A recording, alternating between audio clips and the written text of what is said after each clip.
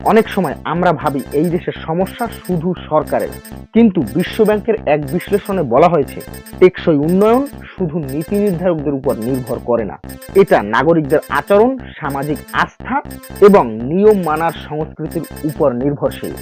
জাপানের উদাহরণ এখানে গুরুত্বপূর্ণ। দ্বিতীয় বিশ্বযুদ্ধের পর জাপান সম্পূর্ণ ধ্বংসপ্রাপ্ত ছিল, কিন্তু তারা কেবল অর্থনৈতিক পরিকল্পনাই করেনি, তারা সামাজিক আচরণ বদলেছে। লাইন মেনে দাঁড়ানো, সময় মেনে কাজ করা, নিয়ম মানাকে সম্মানের বিষয় ভাবা, এই ছোট আচরণগুলোই একটি দেশকে বদলে দিয়েছে। জার্মানির ক্ষেত্রেও একই বিষয় দেখা যায়। সেখানে আইন মানা শুধু ভয়ের বিষয় নয়, এটা সামাজিক চুক্তির অংশ। আর আমরা নিয়ম মানি তখনই যখন কেউ দেখছে। এই মানসিকতা বদলানো ছাড়া কোনো উন্নয়নই স্থায়ী হবে না। আমরা প্রায় বলি এই দেশে থেকে কিছুই হবে না।